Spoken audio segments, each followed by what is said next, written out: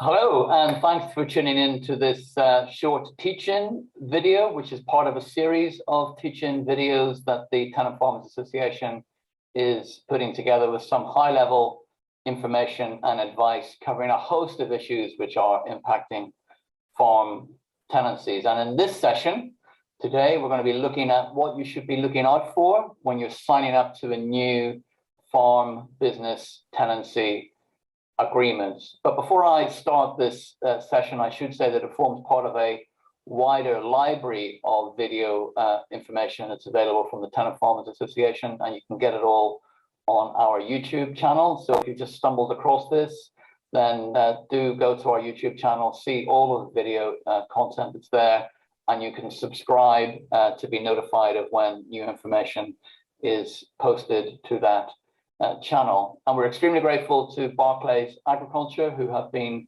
sponsoring our webinar and video content for the past couple of years. So it's really great to have them on board with us as well. So as I say, today we're looking at what you should expect to see in a farm business tenancy and what things you need to be looking out for, which you might be able to negotiate. And I'm very pleased that we've got one of our advisors with us to talk us through some of those issues. So let me introduce you to Caroline Squire. Good morning, Caroline, and over to you. Thank you, George. So what to watch out for when signing a new FBT agreement? When you've got the draft agreement in front of you, one of the first things I would suggest you check is the rent. Firstly, that it's the correct amount which you've agreed, and also check your payment dates. So whether the rent is payable monthly, 6 monthly, yearly, and just make sure you're happy with that and it is what you were agreed. Also check whether it specifies any specific payment method. You'll find some FBTs will specify you have to pay by direct debit, for example. If so, just check that that's practical and you're happy with that. Check whether the rent is payable in arrears or advance. Obviously, if it's payable in advance, then just be aware that you'll be paying rent from the get-go, and that will have implications to your cash flow. And also just check the basis for rent review. It may well be the statutory basis, i.e. the open market rent, what a willing tenant will pay a willing landlord, or it might be something slightly different due to the freedom of contract within FBTs. For example, it could be linked to the RPI or even to the wheat price, for example. So whatever the basis is, just check that it's what you were expecting, you're happy with it, and it's practical. I would also check the ingoings. It's really common for an ingoing FBT tenant to have to pay ingoings to take over, for example, the outgoing tenant's fixtures. So really important just to check what you will be taking on and how much that's going to be, because that will obviously have implications for your cash flow as well. I would also have a look at early resumption and part termination clauses. We're certainly seeing that clauses to allow landlords to take land back for tree planting or for entry into natural capital schemes, for example, are really on the rise at the moment. So that's something to watch out for and try and negotiate out of if at all possible. There may well be other reasons for part termination, for example, if the landlord has got planning permission for non-agricultural use. So again, that's just something to check. And I always like to see in a part termination clause that there's a limit on the land which can be taken back. So that if there is a limit of, for example, 10% of the whole area over the course of the FBT, then that does give the tenant protection to a certain extent that a landlord can't just take back however much land they like. Also have a check of the length of the term. Firstly, that it's what you're expecting. And just bear in mind that any fixed term which is 2 years or less will automatically come to an end at the end of the fixed term. But any fixed term which is 2 years or more, unless it's brought to an end by a notice to quit on the expiry date of the fixed term, it will continue to roll on yearly on an annual periodic basis until either party serves a notice to quit to bring it to an end. And also just to be aware on the length of the term that if it is 7 years or more, then it will need registering with the land registry, and that is the tenant's obligation. There will be a small cost involved in doing that, so just be aware of that before you go taking on the FBT. Also look out for break clauses. Firstly, you need to check who the break right holder is. It could be the tenant, it could be the landlord, or it could be both parties. And just be aware when the break clause can be instigated. So it's quite common for a landlord to try and put in a date-specific break clause. So, for example, a break clause on the 5-year anniversary of a 15-year-long FBT, and just be aware of the implications of that. If there is a break clause at year 5 on a 15-year fixed-term FBT, then you only have security for the first 5 years, not the full 15 years of the fixed term, as it would suggest. And there may be event-specific break clauses, like on the tenant's death or insolvency. I would say those are fairer than date-specific break clauses. And I do always try and advise tenants that it may be worth trying to negotiate for a tenant-only annual break clause in an FBT agreement. Hopefully you wouldn't ever have to need it, but if there were any circumstances outside of your control which meant you couldn't keep farming the land, then at least that is there as a safety net for you to fall back on, and you can end the agreement early if you need to. Also have a look at user clauses and certain restrictions. You may well be restricted to farming the farm only for a certain type of agriculture, for example, dairying or arable. And there may be restrictions, for example, obliging the tenant to reside in the farmhouse, which are important that you take note of.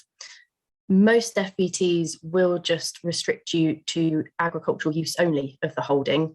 So that's just important to be aware of if you are planning on diversifying. If your FBT does restrict you solely to agricultural use, then consent would be required for any diversification activities you have planned.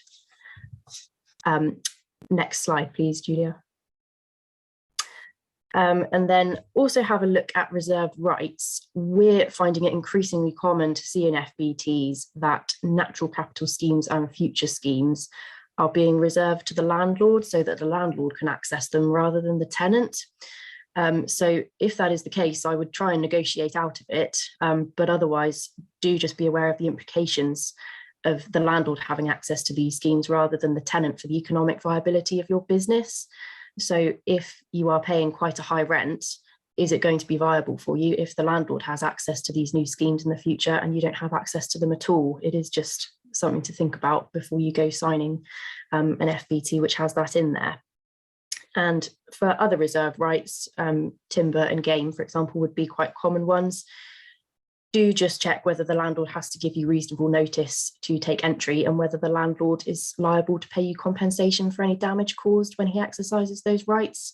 And if not, those would be things to try and negotiate for.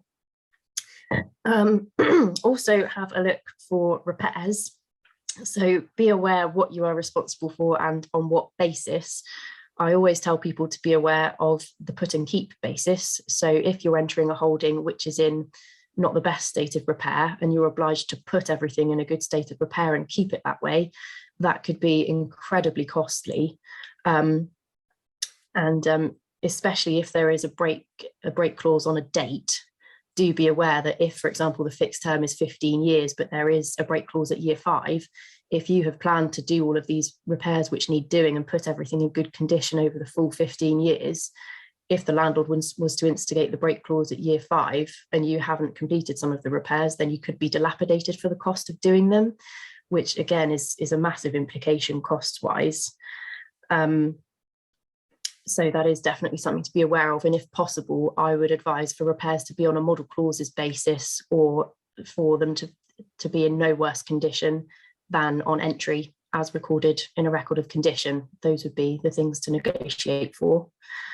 Finally, stamp duty, land tax. You'll have to submit a return to HMRC for all leases, but whether any tax is payable will depend on the length of the term, the amount of rent payable, and whether there's a premium payable. So it's just worth checking whether there will be any tax payable and how much that will be before you go signing up to a new FBT. And I think the take-home message is to ensure that you understand what you are signing, because once you've signed an FBT, the terms are legally binding and they can be very difficult, if not impossible, to negotiate out of. But at the draft stage, you are able to negotiate and potentially get some more favourable terms in there than what you've been presented with in the first instance. My goodness, Caroline, quite a lot to think about there. Yeah, so thanks for that. And that's the short version. So obviously, people need to really take care to make sure they know what they're signing up to. Just a few questions. You mentioned there in your introduction about having consent for diversification. Now, if I'm an incoming tenant and I've applied for a holding and I've included within my business plan when I made that application that I'll be doing some sort of diversification, some sort of public facing aspect or whatever, surely I should expect the lease to be able to give me consent to do that without me having to check it. Is that not right? You would like to think so, but I wouldn't guarantee that the paperwork will marry up with your proposals and give consent for them. And that's why it's really important to check what you've been given before you do sign it. Quite often you find that landlords will just use a standard template agreement, which hasn't been tweaked for individual circumstances. So it's really important just to read through, and if it does need tweaking to fit your individual circumstances, i.e. to give consent for diversification, make sure it is tweaked so that it does give you that consent before you sign it. Okay, yeah, really good advice. And I'm aware of circumstances where sometimes it takes a little while for the documentation to catch up with the occupation. So occupation sometimes takes place in advance of signing the agreement. Is that safe? What protections would I have as a tenant if I ended up being in that position?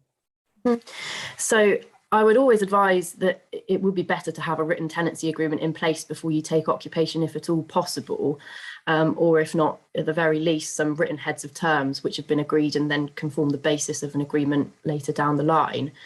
But once you take occupation, even if there is no written agreement, then a tenancy will be created purely on the basis that you've got exclusive possession and you're paying a rent.